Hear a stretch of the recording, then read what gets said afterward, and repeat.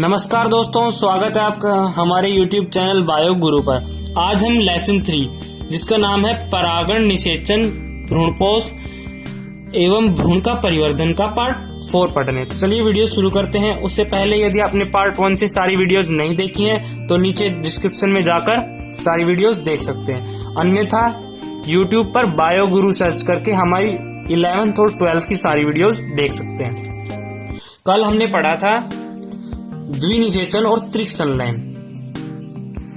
द्विनिषेचन और त्रिक संलयन, ये जो भ्रूणकोश होता है उसमें पराग नलिका फटती है और 2 नरयुग्मक आते हैं। इनमें से एक तो अंडकोशिका से निषेचित हो जाता है, एक नरयुग्मक अंडकोशिका से निषेचित हो जाता है और द्विगुणित युग्मनज या भ्रूण का निर्माण करता है। इसको जो है वो प्रथम निषेचन, सत्य निषेचन या युग्मक संलयन कहते हैं।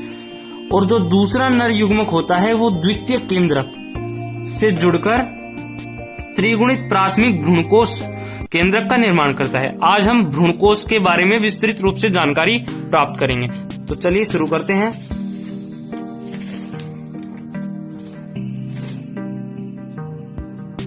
अभी हमने जाना था कि जो भ्रूणकोश होता है, भ्रूणकोश, ये त्रिगुणित होता है। त्रिगुणित किस में होता है? आवर्त बीजियों में। आवर्त बीजियों में, आवर्त बीजियों में जो भ्रूणकोश होता है उसका निर्माण निषेचन के बाद होता है। निषेचन के बाद भ्रूणकोश का निर्माण होता है। निषेचन के बाद होगा तो भ्रूणकोश त्रिगुणित होगा, क्योंकि जो द्विगुणित केंद्रक होता है वो 2n होता है, n+n, और उसमें नरयुग्मक n जुड़ जाता है तो जो भ्रूणकोश होता है वो त्रिगुणित हो जाता है। जबकि अनावर्त बीजियों में, अनावर्त बीजी पादपों में क्या होता है? भ्रूणकोश अगुणित होता है। क्यों होता है अगुणित? क्योंकि इनमें जो भ्रूणकोश होता है वो निषेचन के पहले बन जाता है, निषेचन से पूर्व बन जाता है, ये पूर्व भ्रूणकोश बन जाता है। तो इसमें अनावर्त बीजियों में भ्रूणकोश अगुणित होता है। भ्रूणकोश क्या होता है? हमने पिछली वीडियो में जाना था कि जो द्विनिषेचन के फलस्वरूप भ्रूणकोश और भ्रूण का निर्माण होता है, इसमें भ्रूणकोश जो होता है वो भ्रूण को पोषण प्रदान करता है, परिवर्धित होते हुए भ्रूण को पोषण प्रदान करता है। भ्रूणकोश परिवर्धित होते हुए भ्रूण को पोषण प्रदान करता है। तो भ्रूणकोश का कार्य हो गया भ्रूण को पोषण प्रदान करना। भ्रूणकोश जो होता है वो 3 प्रकार का होता है विकास के आधार पर। विकास के आधार पर भ्रूणकोश 3 प्रकार का होता है। पहला केंद्रकीय भ्रूणकोश, केंद्रीय भ्रूणकोश, केंद्रीय भ्रूणकोश। दूसरा कोशिकीय भ्रूणकोश, और तीसरा जो होता है वो इन दोनों का मिला जुला रूप होता है। तीसरा हेलोबियन भ्रूणकोश।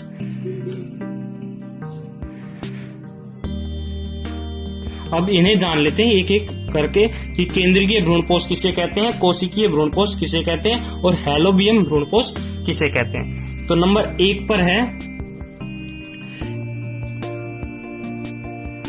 केंद्रीय भ्रूणकोश।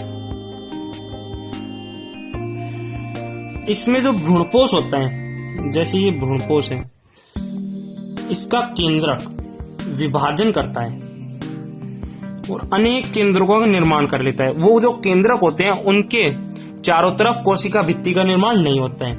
मतलब जो केंद्रीय भ्रूणकोश होता है उसमें अनेक केंद्रक होते हैं जो परिधि की तरफ व्यवस्थित हो जाते हैं, विन्यासित हो जाते हैं। जैसे ये एक केंद्रक है, इससे अनेक केंद्रक बन जाते हैं विभाजन के द्वारा, और वो जो केंद्रक होते हैं वो परिधि की तरफ विन्यासित हो जाते हैं और इनके बीच में एक बड़ी रिक्तिका का निर्माण हो जाता है। तो इस प्रकार के भ्रूणकोश को क्या कहते हैं? केंद्रकीय भ्रूणकोश, जिसमें अनेक केंद्रक होते हैं और वो परिधि की ओर विन्यासित हो जाते हैं और उनमें एक बड़ी रिक्तिका पाई जाती है। बाद में इनमें कोशिका भित्ति का निर्माण हो जाता है। फिर ये जो होते हैं वो कोशिकीय भ्रूणपोष कहलाते हैं। कोशिकीय भ्रूणपोष, इसका उदाहरण है कच्चे नारियल का पानी। जैसे जो कच्चा नारियल होता है उसमें पानी होता है, इसमें केंद्रकीय भ्रूणपोष पाया जाता है। ये जो कच्चा नारियल होता है, जो पानी होता है वो केंद्रकीय भ्रूणपोष होता है। इसमें जो होते हैं वो केंद्रक तैरते रहते हैं, इस तरल में केंद्रक तैरते रहते हैं। जो जब नारियल पक जाता है तो इनके मध्य, इनके चारों तरफ कोशिका भित्ति का निर्माण हो जाता है, जिससे इनमें सफेद गिरी का निर्माण हो जाता है और ये परिपक्व नारियल का निर्माण कर लेता है। तो केंद्रकीय भ्रूणपोष से कोशिकीय भ्रूणपोष का निर्माण होता है। 56% आवर्तबीजी पादप होते हैं।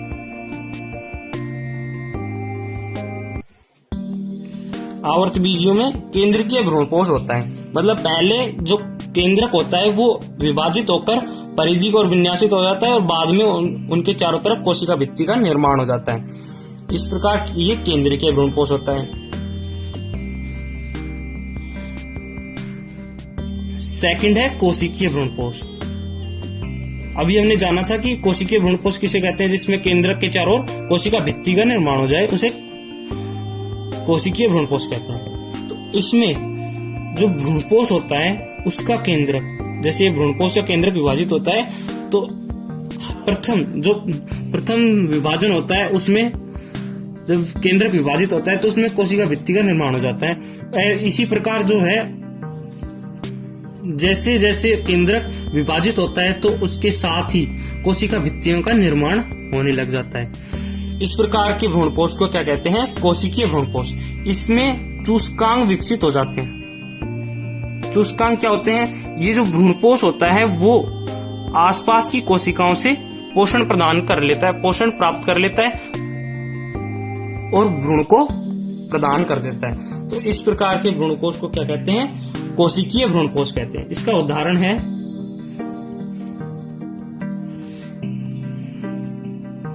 गैमोपटेली वर्ग के सदस्य, जैसे बर्बेस्कम। जो कोशिका, आप दोबारा जान लेते हैं कि हमने क्या पढ़ा।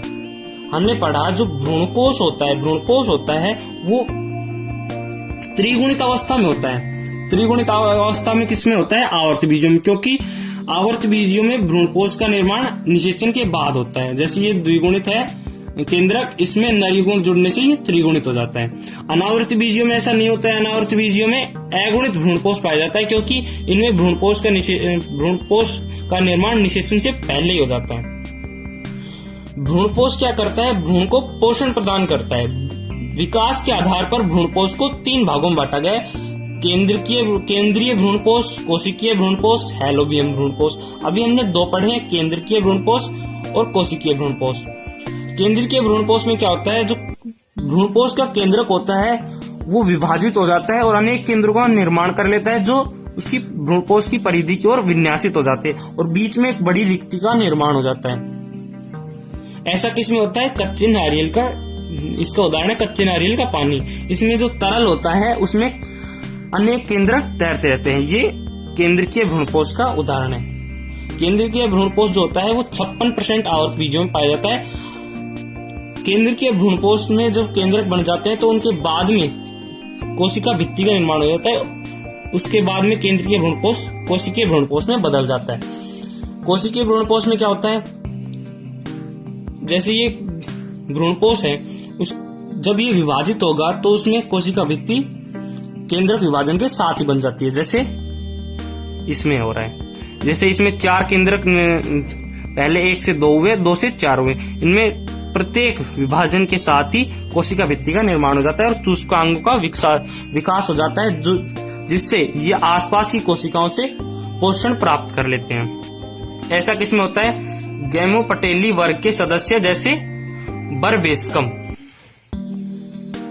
नेक्स्ट है हेलोबियम। हेलोबियम भ्रूणपोष होता है, ये केंद्रकीय भ्रूणपोष और कोशिकीय भ्रूणपोष का मिला जुला रूप होता है। मतलब इसमें जैसे ये भ्रूणपोष है, इसका केंद्रक विभाजित होता है, पहला विभाजन अनुप्रस्थ होता है, इस प्रकार विभाजित होती है। ये जो कोशिका होती है, एक बड़ी कोशिका होती है और एक छोटी कोशिका होती है। ये जैसे निभाग है, निभाग, और ये बीजांड द्वार। तो जो निभाग की ओर जो कोशिका होती है वो तो केंद्रीय भ्रूणपोष की तरह करती है, और जो बीजांड द्वार की तरफ जो कोशिका होती है वो कोशिकीय भ्रूणपोष की तरह विभाजन करती है। जैसे ये निभाग की तरफ कोशिका होती है और ये बीजांड द्वार की तरफ कोशिका है। इसमें जो ये केंद्रक है ये बहुत सारी विभाजन करता है और परिधि की तरफ विन्यासित हो जाती है। इस प्रकार निभाग की तरफ जो कोशिका होती है वो केंद्रीय भ्रूणपोष की तरह विभाजन करती है, जबकि जो बीजांड द्वार की तरफ जो कोशिका होती है वो जैसे ये पहला, इसमें एक जैसे केंद्रक बना, इस केंद्रक से दूसरा केंद्रक बना, तो इसमें कोशिका भित्ति का निर्माण हो जाता है, और जैसे ये अलग अलग कोशिका बनती है उनसे कोशिका भित्ति का निर्माण होने लग जाता है। इस प्रकार जो हेलोबियम भ्रूणपोष होता है वो दोनों का मिला जुला रूप होता है। एक बार फिर से इसे जान लेते हैं। हेलोबियम भ्रूणपोष में भ्रूणपोष का केंद्रक दो कोशिकाओं का निर्माण करता है, एक निभाग की तरफ होती है, एक बीजांड द्वार की तरफ होती है। निभाग की तरफ जो कोशिका होती है वो बहुत सारे केंद्रक, निभाग की तरफ जो कोशिका केंद्रक होता है वो बहुत सारे विभाजन कर लेता है और उनके चारों तरफ कोशिका भित्ति का निर्माण नहीं होता है। जबकि जो बीजांड द्वार की तरफ जो कोशिका होती है वो प्रत्येक विभाजन के साथ कोशिका भित्ति का निर्माण कर लेती है। तो ये हेलोबियम भ्रूणपोष होता है, वो दोनों का मिला जुला रूप होता है। इसके उदाहरण हैं, एक बीजपत्री,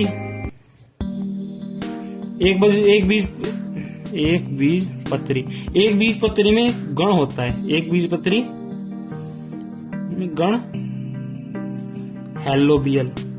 हेलोबियल गण होता है। उसके सदस्य हेलोबियम भ्रूणपोष की तरह, मतलब उनका जो भ्रूणपोष होता है वो हेलोबियम भ्रूणपोष की तरह होता है। उनमें केंद्रीय और कोशिकीय भ्रूणपोष आपस में मिले जुले रूप में होते हैं। अब जान लेते हैं भ्रूणपोष के कार्य।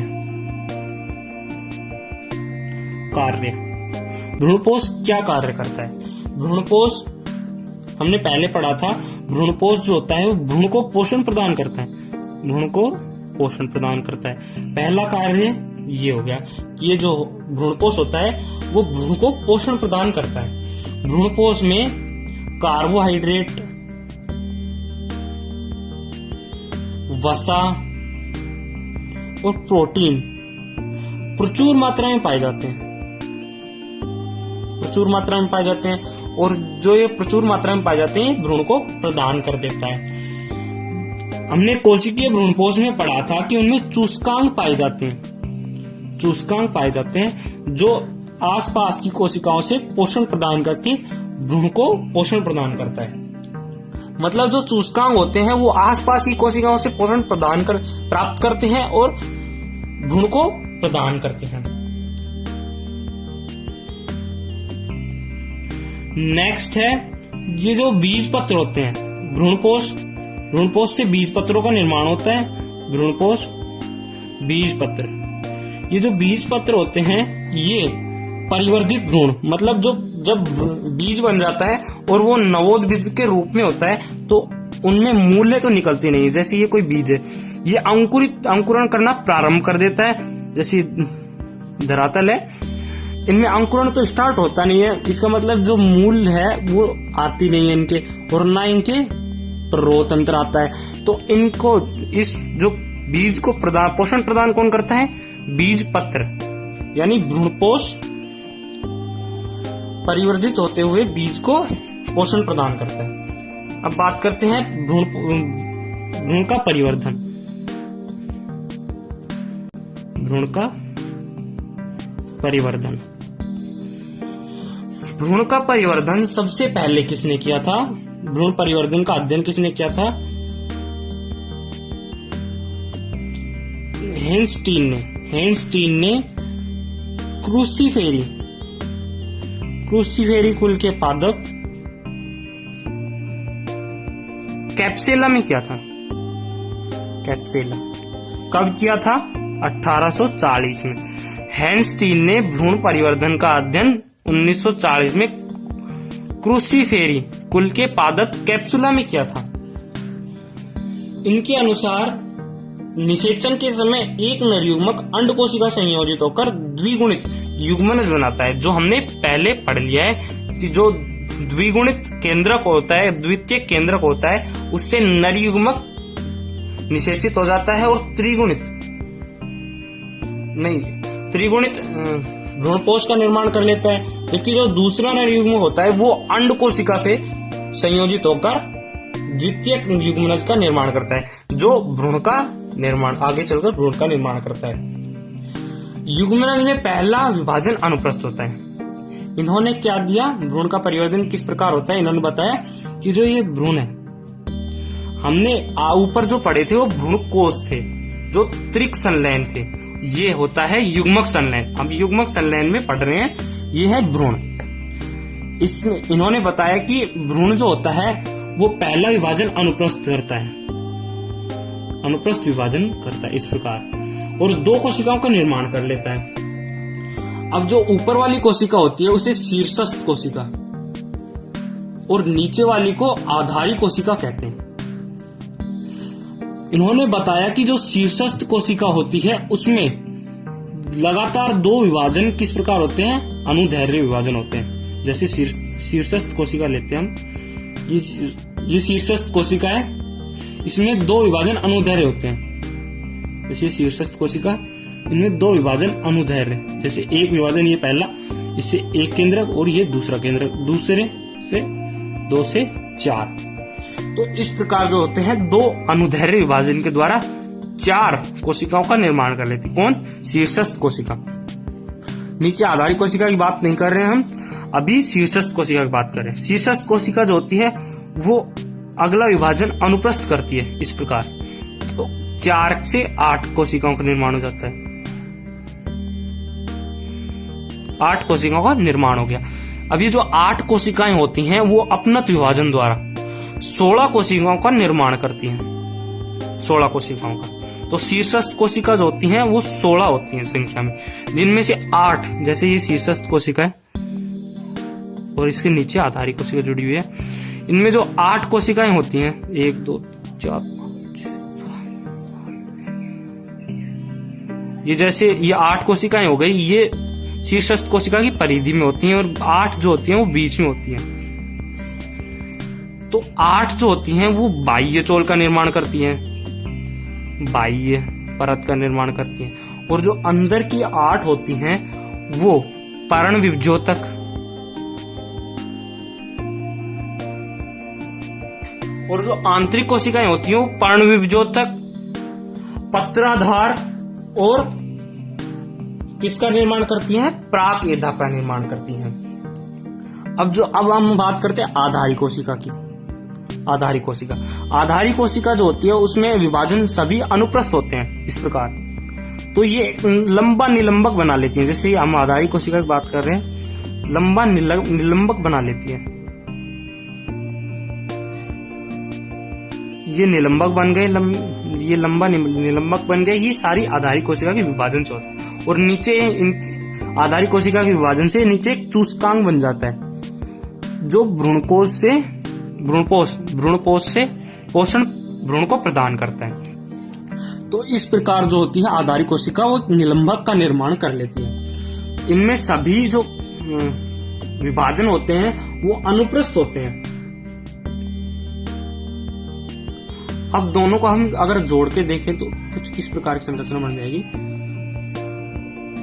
इसमें एक लंबा निलंबक, नीचे चूस्कांग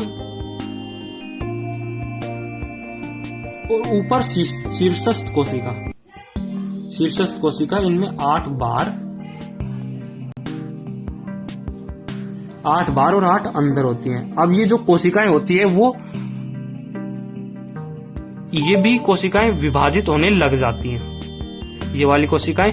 और जो विभाजन होती हैं उनमें पतली गोलाकार संरचना, पतली गोलाकार कोशिकाओं का निर्माण कर, जैसे पतली गोलाकार कोशिकाओं का निर्माण कर लेती हैं।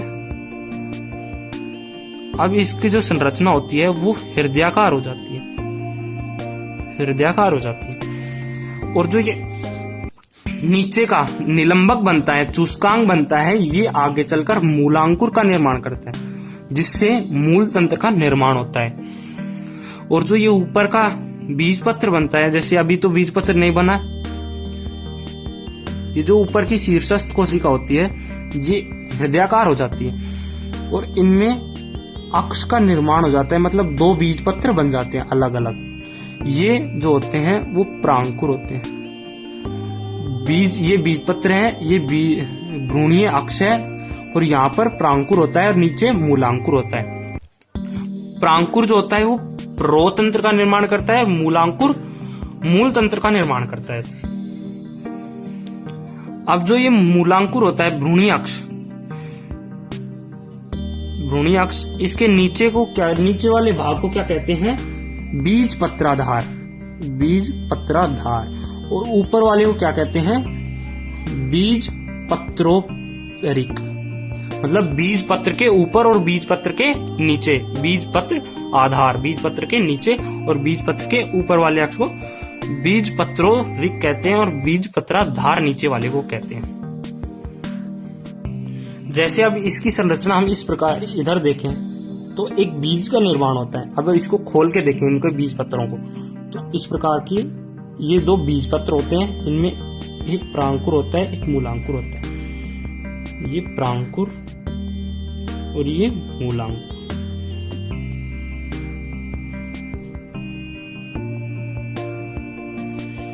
इनमें जो प्रांकुर होता है वो प्रोतंत्र या तने, शाखा, स्तंभ का निर्माण करता है और जो मूलांकुर होता है वो मूल का निर्माण करती है, जड़ों का निर्माण करता है। और ये जो बीज पत्रों का क्या कार्य होता है? बीज पत्रों का कार्य होता है, जब ये बीज धरातल पर गिरता है तो इसमें कोई किसी प्रकार का प्रोतंत्र या मूल तंत्र नहीं होता है, इसमें मूलें धरातल में नहीं जाती हैं। उस काल में जो भ्रूण को पोषण प्रदान करता है वो बीज पत्र होते हैं, बीज पत्र। ये द्विबीज पत्रियों में 2 होते हैं और एक बीज पत्रियों में 1 होते हैं। जो द्विबीज पत्रियों की संरचना हम इस प्रकार से देख सकते हैं। द्विबीज पत्रियों में बीज पत्र, प्रांकुर और मूलांकुर। इस बीज पत्र 2 नहीं होते, 1 होता है, ये मूलांकुर हो गया। जबकि प्रांकुर जो होता है वो बगल में पाया जाता है, ये प्रांकुर और ये मूलांकुर। इस प्रकार एक बीज पत्री और द्विबीज पत्री में भ्रूण का परिवर्धन होता है।